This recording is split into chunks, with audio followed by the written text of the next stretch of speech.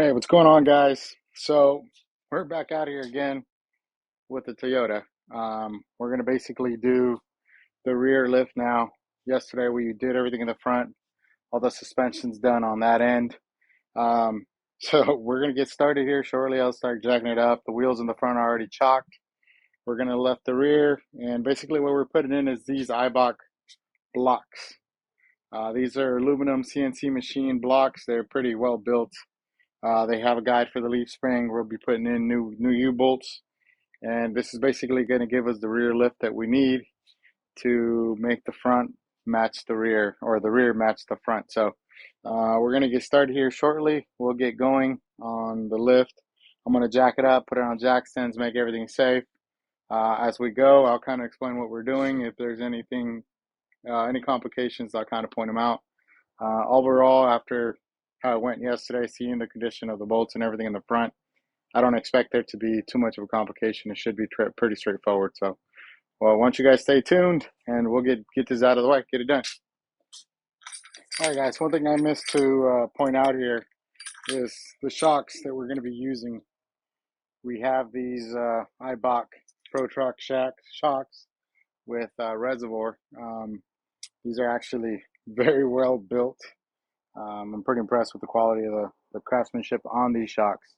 I ended up just getting them. I lucked out on a Black Friday deal. I was going to get the singles, but because I bought them on Black Friday for the price that I paid for I was going to pay for the singles, I was able to get the ones with the reservoir.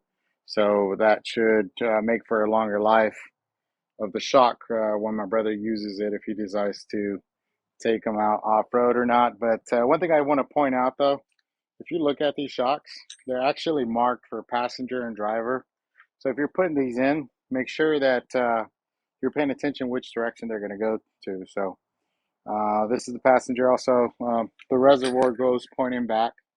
The instructions are pretty clear. They're super easy to read. Not really hard to put in. It's pretty straightforward, but just the little things like, direction matters. You want to make sure that you're putting them in the right way. So yeah, I can't even talk clearly. So just a few things to pay attention to, as you're putting them in. But I gotta say, everything that I've been getting from them for this particular project for my brother, the quality of these shocks is actually really nice.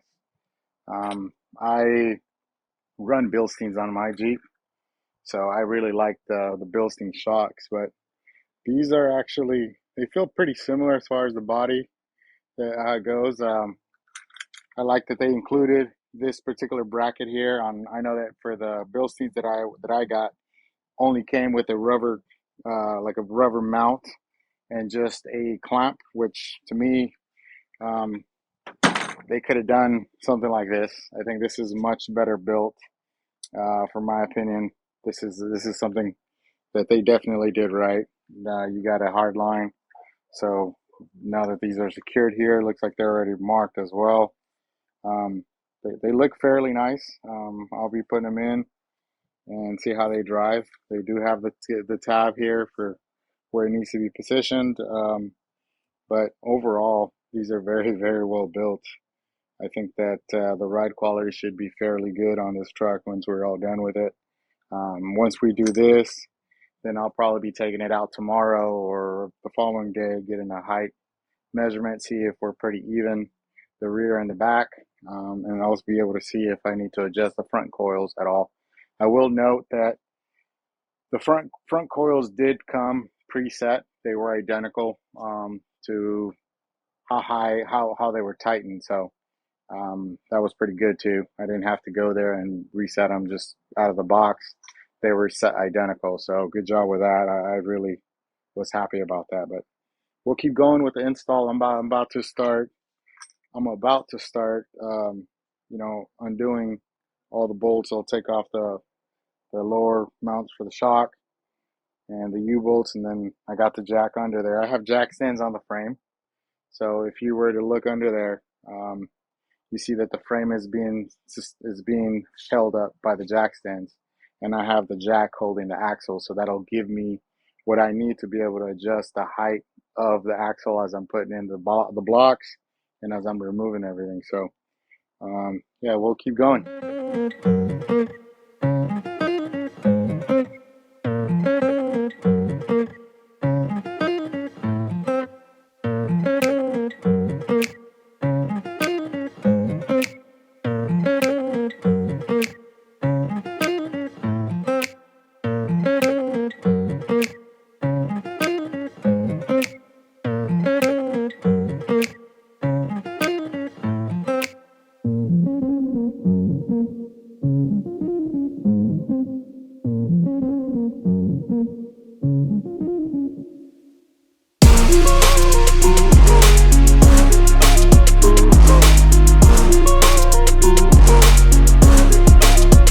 right, what's going on, guys? So if you look on this little shock here on the top, um, so this one right here specifically, as I was trying to remove it, um, obviously you can see that it spins, right? So it's kind of a pain in the butt. But what you want to pay attention to is this little slot on the top. Some of these have these slots, some of these have a hex head, so you can go with either one. If it's a hex head, you just put a little Allen wrench to it, hold it while you're able to loosen. These aren't, the torque specs to these isn't very high, so it shouldn't be a battle to remove. I just held it on the top of it with a crescent. I put a ratcheting wrench in there, and as I was going, um, I loosened up the nut and held the top with this. So as you can see, I can turn it with my hand fairly easy. These shocks are pretty much shot, so.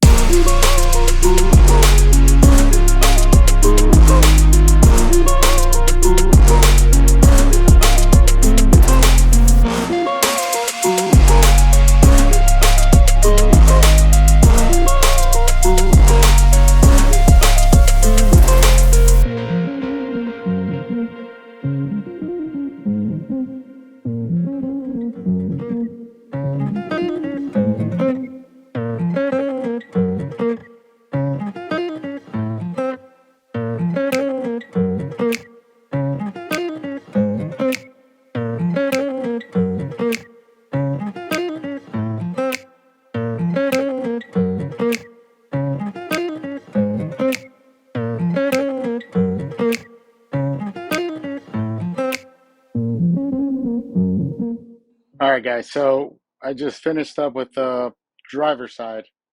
Um, Definitely not bad. Pretty easy to go in. The new bolts, you get all new hardware on the U bolts. Obviously, I did put some red Loctite. The lower bracket to the U bolts, the retainer bracket on the bottom, it was a little dirty. I cleaned it up, and I actually just put some anti-seize on that. So if you see the video playing back, and I'm brushing some stuff on there. It's not anything crazy. It's just anti-seize. When I removed it, it was kind of stuck on there, and I just felt that it'd probably be a good thing if I put on some anti-seize. So definitely a good thing to do. Anti-seize it's good practice. Although it's messy, it gets freaking everywhere. It's pretty good. It's a good thing to do. So let me show you what it looks like right now. I just finished up that side, so let's go ahead and take a look. All right, guys. So here's what it looks like right now. We just got all this stuff done. As you can see, these shocks look pretty sweet. I'm really happy with the way it looks. The outcome of it is nice. It's pretty straightforward. So this has a retainer clip up here, which kind of holds it in place. And the reason for this plate here is just to keep it from rubbing up against the frame. So kind of important. If you're gonna set this is why they tell you which shock goes on what side. Um, and you just put this on. This is going to be protected from moving around and rubbing up against this shock mount on the top. So pay attention to that. Um, Here's a block. You can see here, this is the spacer here. The bolts are already torqued in. Specs call for 100 foot of torque, so that's pretty sweet. I put some red Loctite on that, so if you're if you're gonna be doing this, and it's a matter of opinion. I personally put red Loctite just to keep them from moving. It just gives me the peace of mind.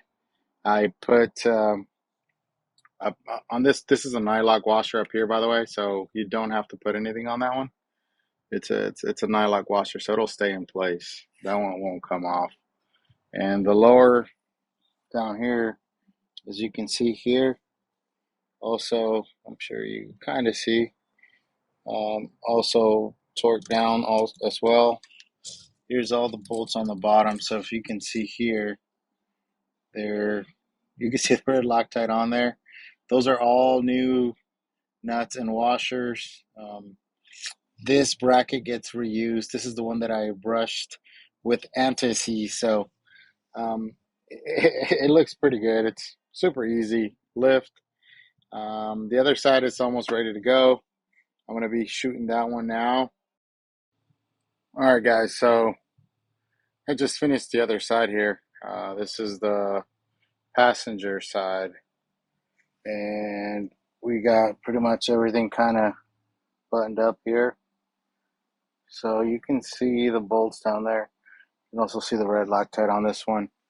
Um, Looks pretty good. I mean, same as the other side. It looks real nice.